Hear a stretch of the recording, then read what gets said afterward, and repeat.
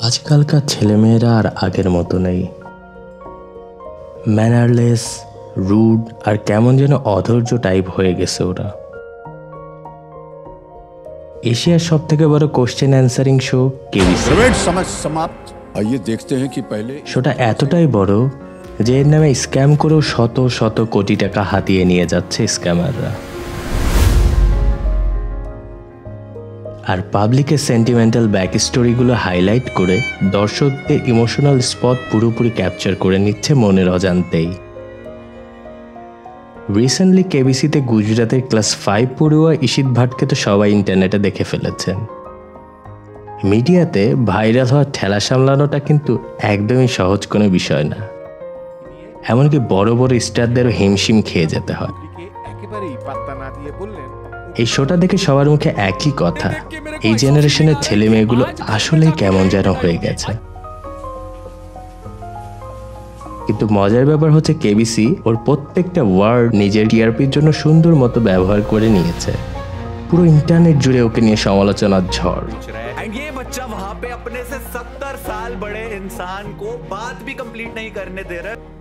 Hello everyone, আজকের ভিডিওতে কিছু তিক্ত সত্য থাকছে কেবিসির বিজনেস মডেল নিয়ে। তো চলুন শুরু করা যাক। কেবিসির প্রত্যেক পর্বের শুরুতে অমিতাভ বচ্চন গেমসের রুলসগুলো বলে দেন। এটা খুবই কমন একটা ব্যাপার। ঠিক তেমনই এই পর্বের শুরুতে অমিতাভ বচ্চন যখন খেলার রুলসগুলো বলতে যাবেন, ছেলেটা অমিতাভ বচ্চনকে থামিয়ে দিয়ে বলে, এইসব রুলস আমার জানা আছে, এগুলো শিখাইতে হবে না, আপনি খেলা শুরু করেন। তারপরে এই পর্বের খেলাটা শুরু হয়ে গেল। প্রথম কোশ্চেনটা সহজ থাকায় ও কোনো অপশন ছাড়াই ও সঠিক উত্তর দিয়ে দিল। ভালো, খুবই ভালো।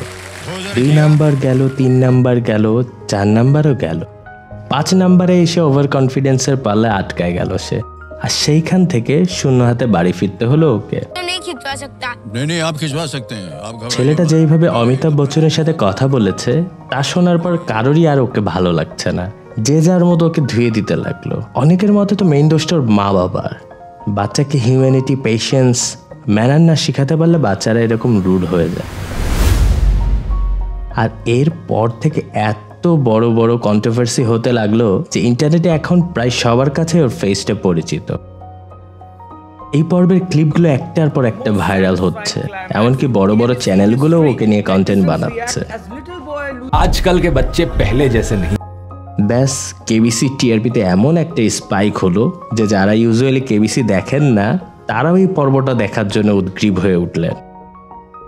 এটা এমন একটা মার্কেটিং স্ট্র্যাটেজি যা অডিয়েন্সকে ইমোশনালি ট্রিগার করে।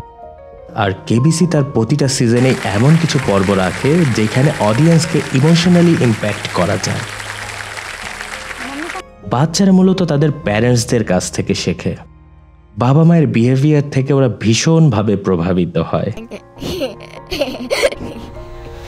ওরা তেমনই বিহেভ করে যেমন ওরা ওদের বাবা মাকে করতে দেখে। বাট এই টু মাচ পার্সোনাল ব্যাপারগুলোকে সুন্দর মতো ব্যবহার করেই কেবিসি টিকে আছে 2000 সাল থেকে।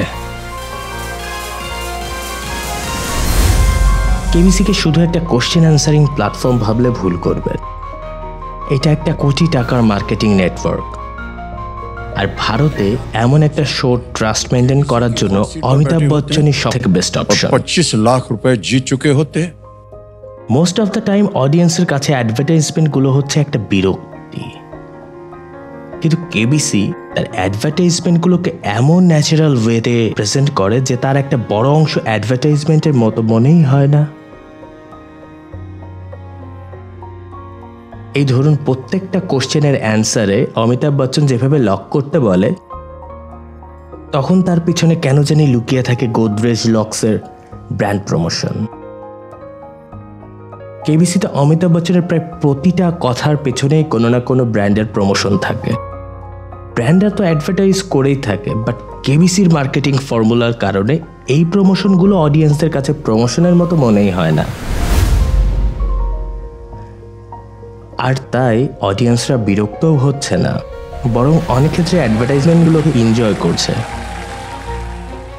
একটা না দুইটা না, কেবিসিতে প্রায় প্রতিটা পর্বেই 8 থেকে 10টা বড় বড় ব্র্যান্ড প্রমোশন করে থাকে।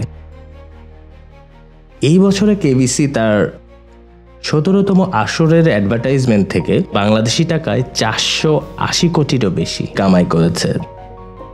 আর এত বড় অ্যাড নেটওয়ার্কের পিছনে সবচেয়ে বড় অবদান হচ্ছে এই শোটার টিআরপি বা টার্গেট রেটিং পয়েন্টের। लेकिन इनके सपने और हौसले जो थे वो एकदम अपार। কেবিসিতে যখন কোনো অংশগ্রহণকারী তার স্ট্রাগলিং ব্যাক স্টোরির কথা বলে, তখন বেশিরভাগ অডিয়েন্সই ইমোশনালি কানেক্টেড হয়ে যায়। আর কেবিসি এটা এমনভাবে ফুটিয়ে তোলে যেন অডিয়েন্সরা নিজের কোনো স্ট্রাগলিং পিরিয়ডের সময়গুলো মনে করতে পারে। এমন ইমোশনালি কানেক্টেড অডিয়েন্সরাই অ্যাড নেটওয়ার্কগুলোর মেন টার্গেট হয়ে থাকে, যারা সবসময়ের পরের পর্বটা দেখার জন্য মরিয়া হয়ে থাকে, না জানি কি না কি আছে পরের পর্বে। এটা সেই নিনজা টেকনিক যা ব্যবহার করে জি বাংলা স্টার জলসা আমাদের বহু মাচাজিদের ঘুম হারাম করে রেখেছে। এই একই স্ট্র্যাটেজিতে কেবিসি সেই 2000 সাল থেকে আজ পর্যন্ত প্রায় 25 বছর ধরে নিজের ব্র্যান্ড ভ্যালু ধরে রেখেছে। আপনার হয়তো মনে হতে পারে কেবিসিতে উইনাররা তার অর্জিত পুরো টাকাটাই পেয়ে থাকে, কিন্তু আসলে তা না। ফটো সেশন শেষে কেবিসি তার উইনারদের রিয়েল প্রাইজ মানি দেওয়ার সময় তা থেকে 30% কেটে রাখে ভ্যাট হিসেবে। এছাড়াও surcharge, health and education cess হিসেবে আরও কিছু পার্সেন্টেজ কেটে রাখা হয়। অর্থাৎ কেউ 1 কোটি রুপি জিতলে তার থেকে কেবল 60 থেকে 70 লক্ষই সে নিয়ে যেতে পারে। এই 25 বছরের ইতিহাসে এই শোটা নিয়ে অনেক আলোচনা সমালোচনা হয়েছে, এমনকি মামলা মোকদ্দমাও কম হয়নি। কিন্তু কেবিসির ব্র্যান্ড ভ্যালু আর বিজনেস টাইকুনদের ছত্রছায়ায় গ্রিন সিগন্যালটা সবসময় কেবিসি পেয়ে গেছে। আর এই জন্যই এত দীর্ঘ সময় ধরে ব্যবসার পাশাপাশি নিজের টিআরপিটাকেও বেশ ধরে রাখতে পেরেছে শোটা। আজকের পর্বটা এই পর্যন্তই। এই পর্বের একটা ব্রেকআপ থাকবে নেক্সট কোনো সময়। অ্যান্ড আমাদের ভিডিওটা ভালো লেগে থাকলে লাইক অ্যান্ড সাবস্ক্রাইব করবেন। আপনার সাপোর্টই আমাদেরকে প্রেরণা যোগাবে।